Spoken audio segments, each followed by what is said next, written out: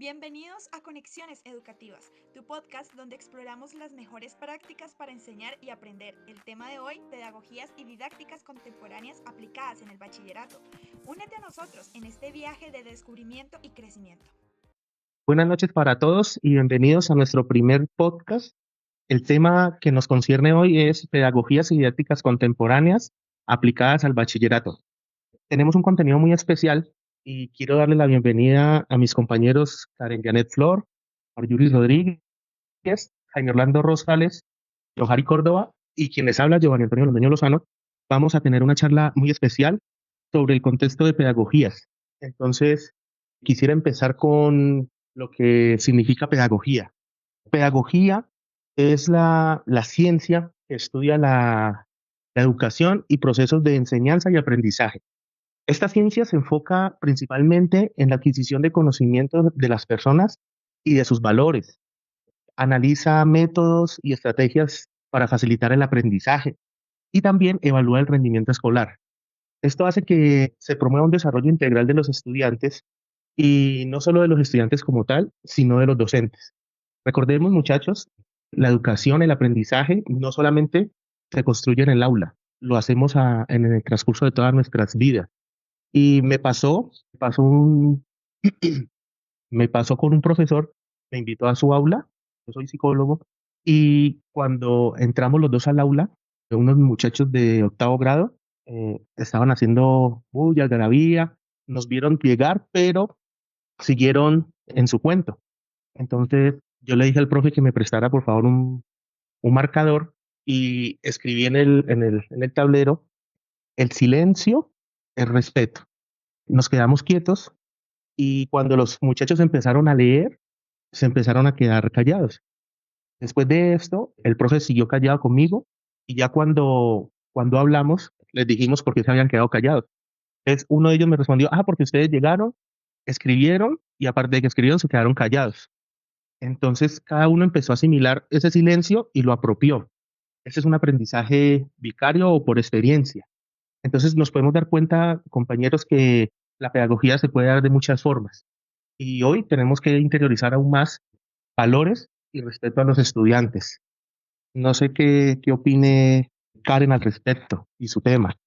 Pues, antes de que comience la compañera Karen, yo quisiera hacer una acotación en este podcast, compañero, resaltando, pues sí, la importancia de la pedagogía y de las diversas maneras que tenemos de ejercerla en los estudiantes. Cabe resaltar ahora bien que siempre estamos sujetos, ¿no?, al tipo de comunidad y los rasgos culturales y hábitos específicos que cada una de ellas tengan para poder determinar cómo vamos a ejercer o qué tipo de pedagogía vamos a utilizar para acercarnos a ellos. Estoy de acuerdo con ustedes, compañeros, en el sentido de que una vez tenemos en cuenta el enfoque pedagógico, podemos pasar a hablar de otro elemento sustancial que es la didáctica, ¿sí? La cual podemos concebir como esa disciplina que se apoya científicamente en las teorías pedagógicas para poder estructurar metodologías que respondan a las necesidades educativas. Esto para que, como bien lo mencionó el compañero Giovanni, poder permitir o facilitar un aprendizaje significativo que favorezca el desarrollo integral de los estudiantes. Por ello, no podemos decir que se va a limitar simplemente a la transmisión de conocimientos, sino también a permitir el desarrollo de habilidades y aprendizajes que les sean útiles en el diario vivir, fomentando, como en el caso que él mencionó, valores, comportamientos y relaciones sociales, ¿sí? De igual manera, ¿qué podríamos o qué les podría decir al respecto? Es que en la didáctica podemos encontrar diversas estrategias, por ejemplo, lo que es el trabajo colaborativo, la gamificación, que es muy importante si hablamos en términos de las pedagogías didácticas contemporáneas, el aprendizaje basado en problemas, entre otras muchas cuya aplicabilidad debe ser siempre mirada desde un fundamento y de modo que también sea innovadora y adaptable a las necesidades del contexto. Aquí me hace mucho recordar también una anécdota.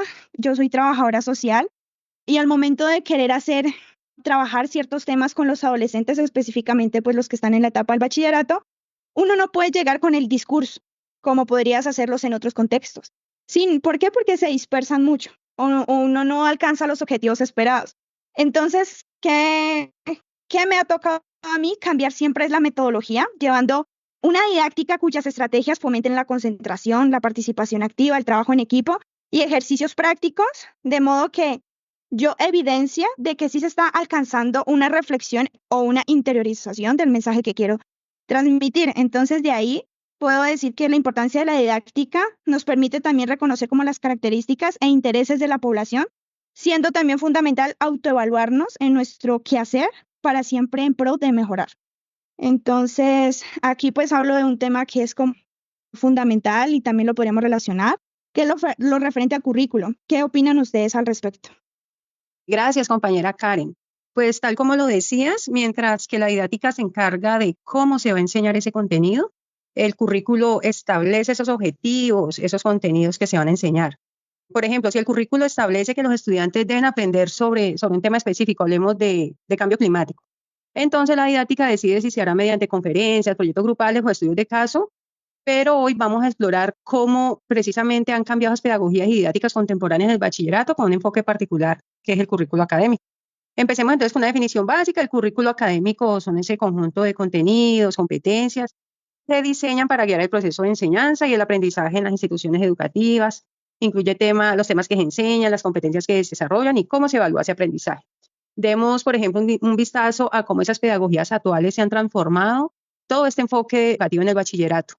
Hoy en día se busca que los estudiantes no solo adquieran un conocimiento, sino que desarrollen precisamente una serie de habilidades críticas, competencias transversales. Esto precisamente lleva a un currículo más flexible en la actualidad y adaptado precisamente a esas necesidades del siglo XXI. En la actualidad, un currículo académico está evolucionando para responder a esas demandas actuales. Las pedagogías contemporáneas se enfocan en más que solo la transmisión de conocimiento, buscan preparar a estudiantes que sean pensadores críticos, solucionadores de problemas, colaboradores efectivos. Por el ejemplo, en lugar de una enseñanza tradicional centrada en la memorización, se fomenta un aprendizaje basado en proyectos, en el uso de nuevas tecnologías y demás. Déjeme llevarlo, por ejemplo, a los años 80, cuando yo estaba por allá en bachiller. Recuerdo bien el currículo académico de aquella época, no sé usted, bueno, Karen no, porque Karen está como muy chiquita todavía, no sé los otros compañeros, pero en esa época la educación era bastante rígida, el currículo era rígido, era centrado en la transmisión de información.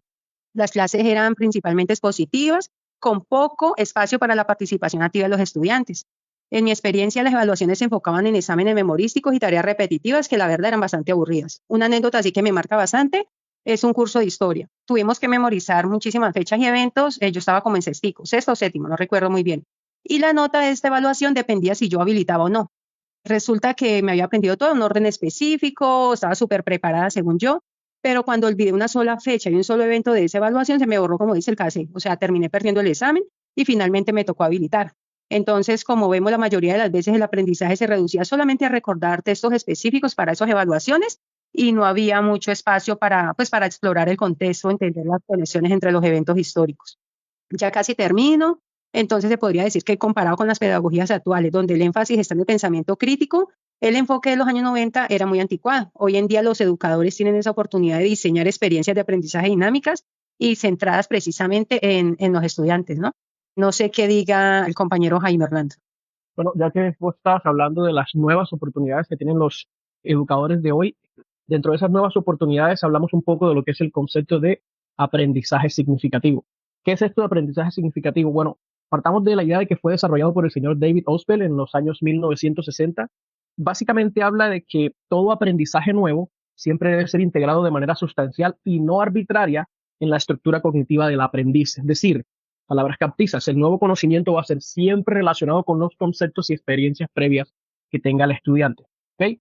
Este aprendizaje significativo tiene varias características. Como había mencionado en la definición, hay una conexión con conocimientos previos, que es lo que va a hacer que este aprendizaje sea verdaderamente significativo. ¿Okay?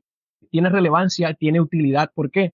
Porque hablando de tiempos modernos, el material de aprendizaje siempre debe tener como eje central al estudiante. ¿Okay? Todo contenido debe ser presentado de una manera que tenga valor y aplicabilidad a la vida de estos estudiantes.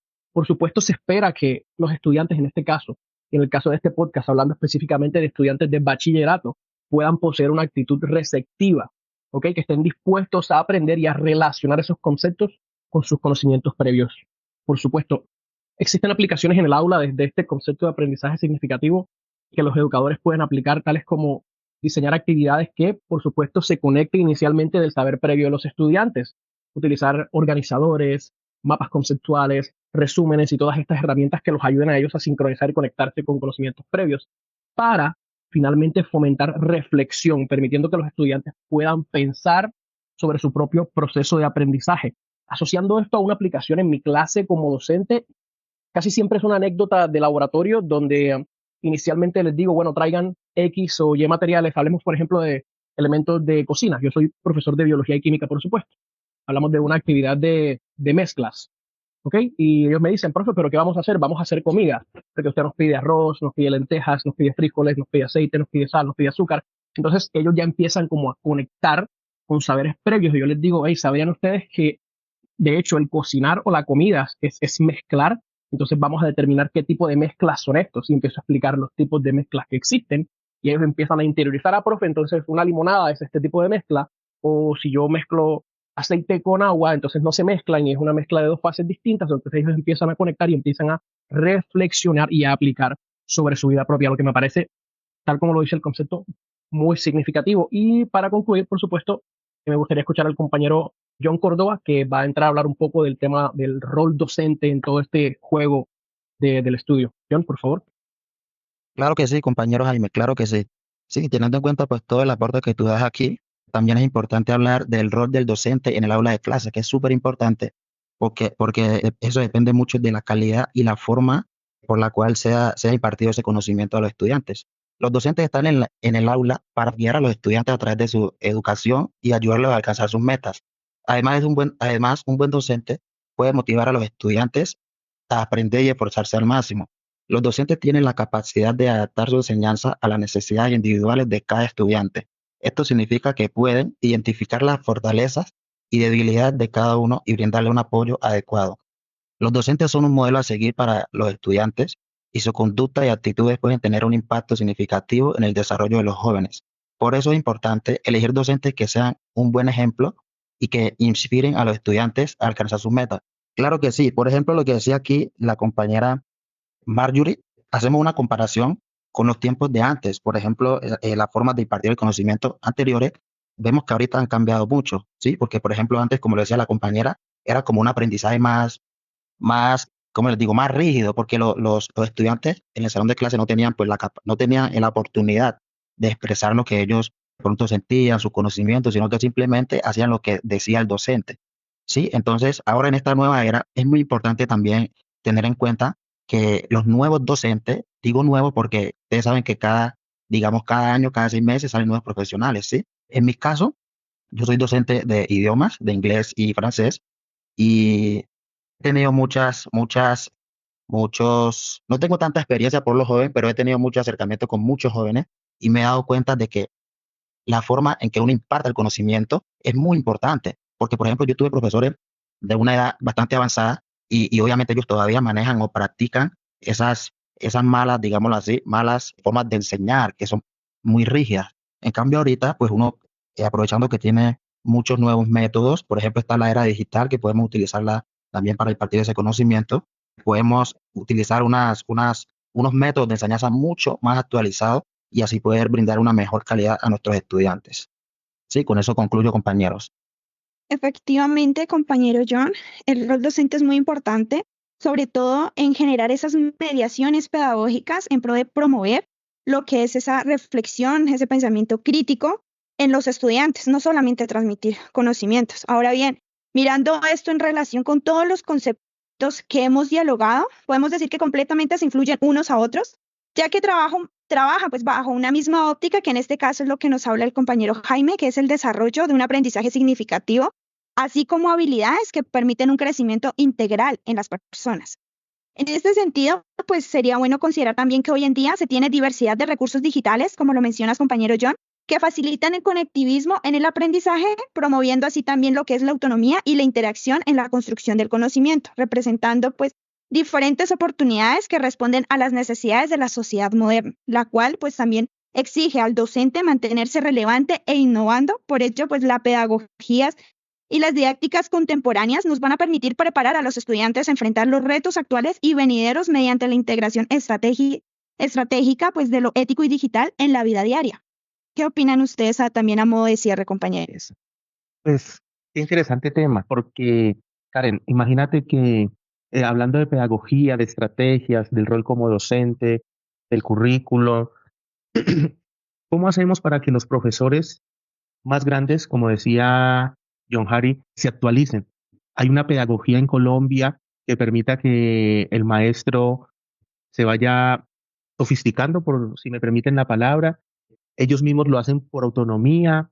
Hay alguien que les diga, bueno, ustedes tienen que seguir retroalimentándose porque los tiempos han cambiado, entonces ustedes tienen que estar a la par de la innovación y de la tecnología, o solamente con su experiencia en el estar con jóvenes, lo sostiene para realmente entregar una educación de calidad.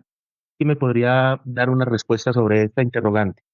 Pues compañero, pues mira que yo he indagado también un poquito sobre eso y no he conseguido pues como una respuesta pues muy profunda, porque mira que cuando los profesores son nombrados en alguna institución, ellos no tienen una persona que los vigile y que les viva diciendo pues que les exija que tengan que actualizarse. Sí, es por eso que pasa lo que pasa, porque tú sabes que estamos en una nueva era y todo se actualiza a diario. También yo pienso que, como tú dices, los profesores deberían estarse actualizando cada día para así mismo suplir las necesidades que se presenten. Sí, porque los profesores de alta edad, como lo comentaba anteriormente, son los que siguen practicando esa manera de enseñar tan rígida y pues por esa razón muchos jóvenes se desmotivan para seguir estudiando y todo eso. Tengo muchos compañeros o amigos de infancia que han dejado de estudiar simplemente porque el profesor no es muy pesado con ellos. Sí, entonces es muy importante el rol del docente en el salón porque uno debe generar confianza a los alumnos, debe estar actualizado para así mismo suplir las necesidades que surgen cada día. Sí, no sé qué otro compañero quiera aportar. Tengo un aporte para cerrar, el tiempo no es muy extenso y mi posición personal es que debe ser un tema de voluntariedad y colegaje, ¿no?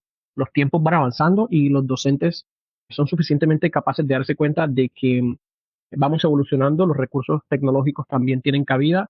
El estudiante de ahora no es el mismo estudiante de antes, sus intereses, pasiones, dificultades son distintos. Entonces, como docente nos compete irnos dando cuenta e involucrando en estas nuevas temáticas, también involucrando a nuestros colegas que llaman de alta edad o de vieja escuela en todo esto. Por eso insisto en que es un tema de colegaje también, porque todos estamos en un mismo barco y debemos remar hacia la misma dirección, me parece lo más correcto.